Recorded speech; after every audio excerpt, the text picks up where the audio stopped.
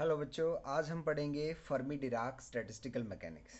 तो अब तक हमने पढ़ा है मैक्सवेल बोल्ट्जमैन स्टैटिस्टिकल मैकेनिक्स। ये गैसीय सिस्टम के लिए एप्लीकेबल है। हमने गैसीय सिस्टम में बताया कि कितने नंबर ऑफ पार्टिकल्स कितने एनर्जी स्टेट में होंगे, या मोमेंटम, या फिर वेलोसिटी, या फिर स्पीड, मतलब एन नंबर ऑफ पार्टिकल्स पता लगाया हमने कितने एनर्जी या फिर मोमेंटम या फिर वेलोसिटी या स्पीड में होंगे। और फिर हमने पढ़ा बच्चों Bose Einstein statistical mechanics. Bose Einstein basically photon system के लिए एप्लीकेबल है। हमने एक प्रॉब्लम भी पढ़ा था, उसमें ब्लैक बॉडी रेडिएशन लॉ और उसके डेरिवेशन वगैरह भी किए थे। तो वो basically indistinguishable particles, identical particles के लिए एप्लीकेबल है, और उसमें इंटीग्रल स्पिन पार्टिकल्स होने चाहिए। आप पढ़ रहे हैं बच्चों हम Fermi Dirac statistical mechanics. Fermi and Dirac are the two scientist. तो इसके लिए बच्चों क्या है, पार्टिकल्स हैं वो इनडिस्टिंग्विशेबल हैं। मतलब जैसे इलेक्ट्रॉन्स हैं, इलेक्ट्रॉन्स की स्टडी करनी है हमें, बहुत सारे इलेक्ट्रॉन्स की, तो हमें फर्मी डिराक स्टैटिस्टिकल मैकेनिक्स का इस्तेमाल करना पड़ेगा। इलेक्ट्रॉन्स हो गए, प्रोटॉन्स हो गए, या फिर न्यूट्रॉन्स हैं, इन सब पार्टिकल्स में हाफ इंटीग्रल स्पिन होता है 1/2 in units of H cross by H cross, मतलब h/2 की यूनिट्स में इंटीग्रल स्पिन नहीं होता है, हाफ इंटीग्रल स्पिन होता है। और ये particles basically poly exclusion principle को फॉलो करते हैं। तो बच्चों एक एग्जाम में ये प्रॉब्लम पूछा जाता है कि discuss the Fermi Dirac distribution function. तो हम जैसे NIGA के लिए फॉर्मूला निकालते रहे हैं अब तक, यहाँ पर भी हम इसी तरह से एक फॉर्मूला निकालेंगे। तो यहाँ पर बेसिकली पॉस्टुलेट्स वही हैं कि इंडिस्टिंग्विशेबल पार्टिकल्स होने चाहिए, एनर्जी कंजर्वेशन होगा, और एक मोस्ट प्रोबेबल स्टेट होगा जिसकी होने की पॉसिबिलिटी या प्रोबेबिलिटी मैक्सिमम है। मोस्ट प्रोबेबल स्टेट जो है इलेक्ट्रॉन सिस्टम के लिए या हाफ इंटीग्रल स्पिन पार्टिकल्स के लिए फॉर्मूला है W equal to pi is a product function like summation is the sum I equal 1 to k gi upon gi factorial upon ni factorial times gi minus ni factorial. तो procedure वही है कि हम throughout log लेंगे। Throughout log लेने के बाद हमारे पास ये एक्सप्रेशन आ जाएगा। लॉग फॉर्मूला यूज़ किया हमने, डिफरेंस जब रेशियो होती है तो log a by B is equal to log a minus log b। फिर बच्चों हमने स्टर्लिंग अप्रोक्सीमेशन यूज़ किया है, log of n factorial is equal to n log n minus n। Stirling approximation use करने के बाद ये एक्सप्रेशन ऐसा हो जाएगा, कुछ टर्म्स कट जाएंगी, वो कर लेना बच्चों, कुछ मुश्किल काम नहीं है। फिर हमने क्या करना है, डिफ्रेंशिएट करना है, थ्रू आउट टोटल डिफ्रेंशिएशन करना है। और टोटल डिफ्रेंशिएशन करने के बाद हमारे पास ये प्रोडक्ट टर्म आ जाएंगी ये। आफ्टर दैट हम लगाएंगे बच्चों कंजर्वेशन लॉज, कि जो टोटल नंबर ऑफ पार्टिकल्स हैं, इलेक्ट्रॉन्स हैं, वो फिक्स हैं। इसी तरह से टोटल एनर्जी भी फिक्स है, तो उसका डेरिवेटिव जो है ज़ीरो होगा। तो ये कंजर्वेशन लॉ लगाएंगे तो हमारे पास अल्टीमेटली हम अल्फ़ा DNI को माइनस कर सकते हैं, क्योंकि ये ज़ीरो है, DNI ज़ीरो है, तो इसको अल्फ़ा से मल्टीप्लाई करके सब्ट्रैक्ट कर सकते हैं। बीटा UI/DNI जो है ज़ीरो है, तो मतलब बीटा को भी माइनस कर सकते हैं। तो ये जो फॉर्मूला है ये शेप ले लेगा, NI is equal to GI upon E raise power alpha plus UI upon KT plus 1। देखो यहाँ पर प्लस 1 आ गया है। जो मैक्स बोल्ट था उसमें कुछ भी नहीं था, यहाँ प्लस में। बोस आइंस्टाइन था उसमें -1 था। फर्मी डिराक है उसमें +1 है। तो बच्चों अगर ये क्वांटिटी जो है डेनोमिनेटर की क्वांटिटी, मतलब NI अपॉन GI अगर बहुत छोटा हो जाए, मतलब ये ई पावर टर्म बहुत बड़ी हो जाए, तो इसको हम इग्नोर भी कर सकते हैं। तो ये एक स्पेशल केस हो जाएगा कि फर्मी डिराक, बोस आइंस्टाइन जो हैं उनका एक स्पेशल केस बन जाएगा मैक्स बोल्ट स्टैटिस्टिकल मैकेनिक्स। क्योंकि देखो प्लस को मतलब +1 करो या -1 करो तो ये नंबर बहुत बड़ा हो गया ना। तो NI upon GI is very less than equal to 1।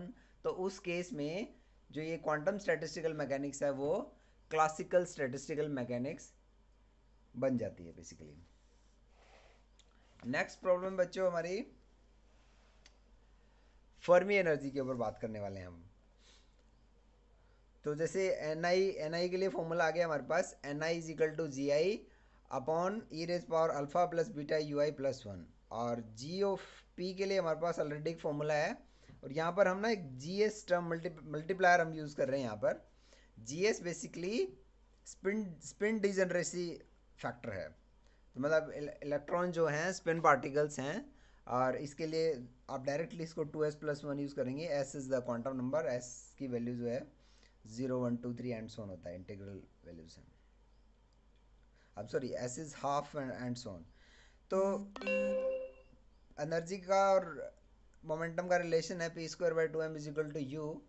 तो हम जो मोमेंटम डेरिवेटिव है उसको एनर्जी डेरिवेटिव में मतलब p dp can be written as m du। तो g ऑफ u जो है वो लिखा जाएगा बच्चों gs टाइम du। मतलब हमारे पास जो g ऑफ p है उसको g ऑफ u में कन्वर्ट कर लिया by making use of this formula. और g ऑफ u बेसिकली क्या है, डेंसिटी ऑफ स्टेट फंक्शन, मतलब कितने डेंसिटी है इस फंक्शन, वो डेंसिफिकेशन को बताएगा कि मतलब कितने पार्टिकल्स हैं कितने एनर्जी स्टेट में। ओके तो अब हम एक फंक्शन डिफाइन कर सकते हैं, मतलब एन ऑफ यू को यूज़ करके। ये फॉर्मूला हमने g ऑफ u यूज़ कर लिया यहाँ पे, और ये एक फैक्टर आ गया, मतलब डायरेक्टली मतलब n के लिए निकालना था, n ऑफ ये जो फॉर्मूला था ना हमारे पास, हाँ N of I G of I की जगह हमने जी ऑफ यू यूज़ कर लिया, ये सब मैथमेटिक्स करके। अल्टीमेटली हमारे पास एक हम एक फंक्शन, ये फॉर्मूला आ गया हमारे पास अल्टीमेटली। तो अब हम ना एक फंक्शन डिफाइन कर सकते हैं which is called Fermi distribution function.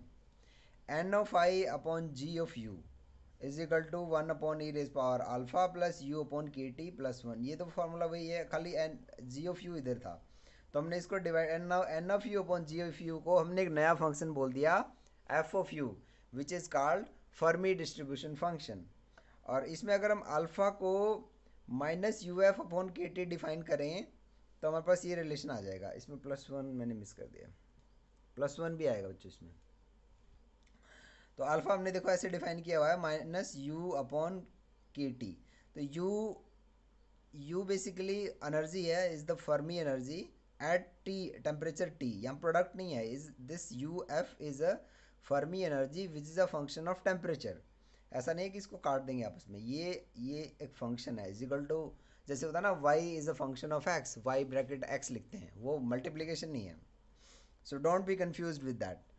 तो बच्चों हम फर्मी एनर्जी को अब डिफाइन कर सकते हैं कि वो एनर्जी है below which all states are filled at 0 kelvin.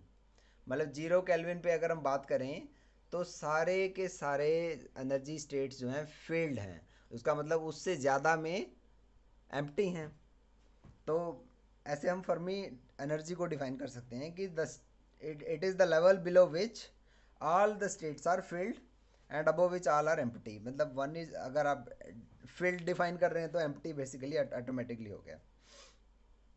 तो जो हमने अल्फा डिफाइन किया हुआ है माइनस यू एफ, अगर टेम्परेचर जीरो है, यू एफ को एट टेम्परेचर जीरो लिखते हैं तो ये एक्सप्रेशन हो जाएगा।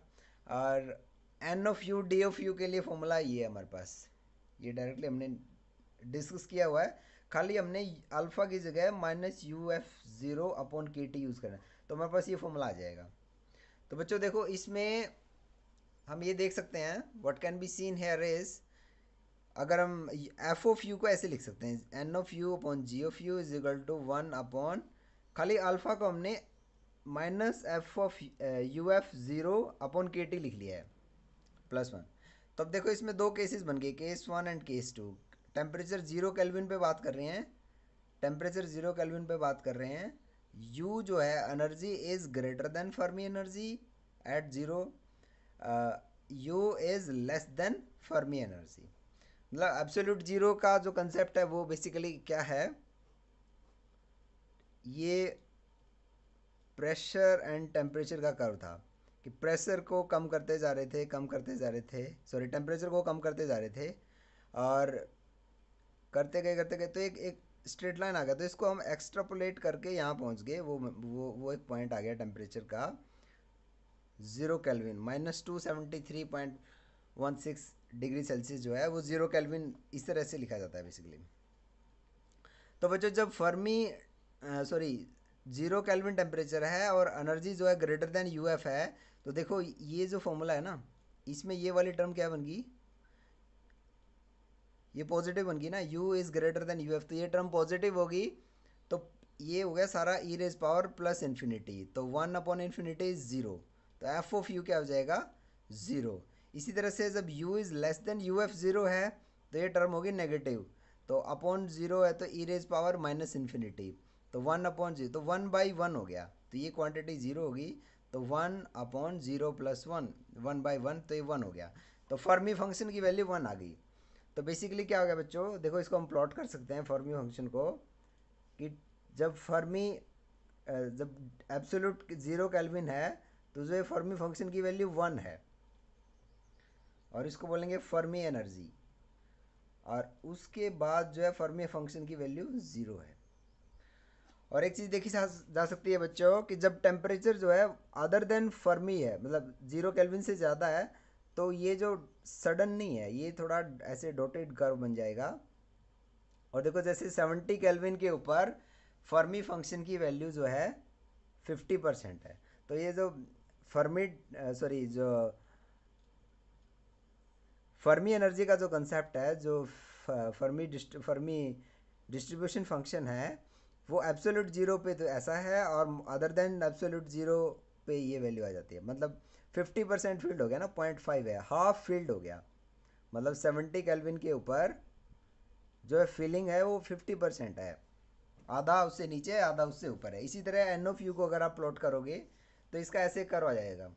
एन ऑफ यू के लिए हमारे पास फॉर्मूला है, तो इसको अगर आप प्लॉट करोगे तो इस तरह से आ जाएगा, ये सडनली ज़ीरो होता है एब्सोल्यूट ज़ीरो के लिए, 0 केल्विन के लिए, अदर देन ज़ीरो ये थोड़ा ऐसे जाएगा, और ज़्यादा बढ़ा दोगे तो ये थोड़ा और लंबा टेल हो जाएगा, डैश वाली कर्व जो हमने बनाई हुई है। Okay, so this was the concept of Fermi energy basically. So now let us talk about the definition of Fermi energy when temperature is not absolute zero. 0 kelvin तो ज़रूरी नहीं है ना कि temperature can be more than that. तो case हम ले रहे हैं कि U एनर्जी जो है वो फर्मी एनर्जी के इक्वल है, temperature is not equal to zero. तो इसमें फर्मी फंक्शन को डिफाइन करो, n of u upon g of u क्या आ जाएगा, 1 तो U और यू एफ बराबर है, तो ई पावर क्या हो जाएगी, वो ज़ीरो हो जाएगी, ई पावर ज़ीरो होता है 1, तो ये 1/2 हो गया, 1/2। इस ग्राफ में देखो जैसे f of u u at Fermi energy, ये 50% फील्ड है, इसकी वैल्यू 1। दूसरा केस है बच्चों, मतलब टेम्परेचर तो फॉर श्योर वही है, नॉट ज़ीरो है, फर्मी एनर्जी जो है लेस, मतलब energy is less than Fermi energy, तो ये क्या हो गया, ई पावर माइनस टर्म आ गया, ई पावर माइनस टर्म आ गया, तो ये एक्सपोनेंशियली डिके कर जाएगा, तो ये क्वांटिटी जो है ज़ीरो हो जाएगी, तो 1/1 क्या हो जाएगा, 1, तो ये वैल्यू 1 आ जाएगी। इसी तरह जब energy is greater than Fermi energy है, तो उस केस में क्या हो जाएगा बच्चों, ये क्वांटिटी जो है वो लार्ज होगी, तो ये मतलब ज़ीरो हो जाएगा, जैसे ये एक्सपोनेंशियली डिक्रीज करके एफ ऑफ यू जो है वो आगे जाके ज़ीरो हो जाएगा। अच्छा, हमारे पास जो एन ऑफ यू के लिए जो फंक्शन आया था, एन के लिए जो फंक्शन आया था, इसको अगर हम इंटीग्रेट करें, हम ये लिख सकते हैं, इंटीग्रेट करेंगे इस फंक्शन को, तो देखो ये अगर ज़ीरो से यू एफ तक इंटीग्रेट करें हम इसको, तो यू का फंक्शन तो यही है, तो इसका हो जाएगा 3/2 यू एफ ज़ीरो, ये बाकी सब कांस्टेंट है। तो इससे हम अगर यू एफ ज़ीरो को निकालना चाहें इन टर्म्स ऑफ एन, तो हम लिख सकते हैं ये फॉर्मूला। तो जैसे हमने यू एफ को डिफाइन किया था टी इंटू के, तो हम फर्मी टेम्परेचर को डिफाइन कर सकते हैं यू एफ ज़ीरो अपॉन के, वेयर के इज़ द बोल्ट्जमैन कांस्टेंट। तो इसको बोलते हैं बच्चों फर्मी टेम्परेचर, जैसे फर्मी एनर्जी है इसी तरह से फर्मी टेम्परेचर भी। नेक्स्ट प्रॉब्लम है बच्चों, ये भी पूछा जाता है एग्जाम में कि आपने बताना है कि स्पेसिफिक हीट में क्या अनोमली है। अनोमली है मतलब हम बता नहीं पा रहे कि ये इस हिसाब से चलें तो कुछ और आ रहा है, अदरवाइज कुछ हो रहा है, एक्सपेरिमेंटली तो कुछ हो रहा है, थेरेटिकली कुछ हो रहा है। तो इस अनोमली को कैसे क्या एनोमली क्या है पहले तो ये बताना है, और इस एनोमली को कैसे दूर किया जा सकता है फिर ये बताना है। ये एग्जाम में पूछा जाता है, discuss the specific heat anomaly in metals and how it can be resolve. तो देखो बच्चों, ये ड्यूलोंग पेटिट ला ये एक्सपेरिमेंटल ऑब्जर्वेशन है कि जब हम टेम्परेचर को बढ़ा रहे हैं, स्पेसिफिक हीट का ग्राफ ऐसे जाता है, सॉलिड लाइन बढ़ता है बढ़ता है, और एक टेम्परेचर है जो जिसको बोलते हैं melting point of some metals की बात हो रही है। तो जब मेल्टिंग पॉइंट के ऊपर जो स्पेसिफिक हीट है वो 3R के इक्वल हो जाती है। ये तो है बच्चों experimental observation. This was given by Dulong and Petit law, इसको बोलते हैं ड्यूलोंग एंड पेटिट लॉ। तो इसको एक्सप्लेन करने के लिए थ्योरेटिकली ये फिर कंट्रीब्यूशंस देखे गए कि स्पेसिफिक हीट को कौन सी टर्म्स हैं जो ये स्पेसिफिक हीट है, मतलब करली यू बाई करली टी, ये डेरिवेटिव है बेसिकली टेम्परेचर के साथ, कि अगर टेम्परेचर में कितना चेंज है और एनर्जी में कितना चेंज आएगा, उस डिफरेंस का रेशियो है स्पेसिफिक हीट। तो स्पेसिफिक हीट को कंट्रीब्यूट के दो कंट्रीब्यूशंस बेसिकली कंसीडर किए गए, एटॉमिक और इलेक्ट्रॉनिक। तो इन दो टर्म्स से मिलके बनाई गई कि ये इन दो टर्म्स का कंट्रीब्यूशन है स्पेसिफिक हीट को एक्सप्लेन करने के लिए। तो बच्चों इसमें जैसे आर जो हमने यूज़ किया है वो गैस कांस्टेंट है n time k, n is the Avogadro number, k is the Boltzmann constant. तो जब एटॉमिक केस की हम बात करें, average energy is given by half k t, जैसे energy is equal to h nu होता है, इसी तरह h is the Planck's constant and nu is the frequency. तो टेम्परेचर को भी एनर्जी से कोरिलेट किया गया है with the multiplication factor called Boltzmann constant. के इज़ द बोल्ट्जमैन कांस्टेंट, कई जगह पर के भी लिखा जाता है Boltzmann constant, so don't be confuse. तो एनर्जी जो है, एवरेज एनर्जी जो है एटॉमिक सिस्टम की हाफ के टी बताई गई थी, और इक्विपार्टीशन लॉ के हिसाब से ये के टी बताई गई है इक्विपार्टीशन ऑफ एनर्जी से। तो टोटल एनर्जी अगर हम बताना चाहेंगे तो 3n से मल्टीप्लाई कर देंगे, n is the Avogadro number of particles, 1 gram की हम बात कर रहे हैं, और three r x y z directions, तो ये बन गया 3RT। R is the gas constant multiplication of n and k। तो बच्चों यहाँ पर C1 को हम डिफाइन कर रहे हैं, C1 इसलिए लिखा है क्योंकि 1 ग्राम ऑफ एटम की बात कर रहे हैं हम। तो इसका एटॉमिक डेरिवेटिव लेंगे इस टर्म का विद टेम्परेचर, तो करली अपॉन करली टी टाइम्स 3RT, तो ये 3R आ गया। देखो ये तो ठीक है क्वांटिटी, और इसमें और भी तो ऐड होना है क्योंकि ये तो एटॉमिक आ गया खाली। तो इलेक्ट्रॉनिक्स टर्म भी आएगी। इलेक्ट्रॉनिक टर्म के लिए क्या है, average kinetic energy is given bye 3/2 kT, ये +1 में आता है बच्चों, कुछ मुश्किल नहीं है।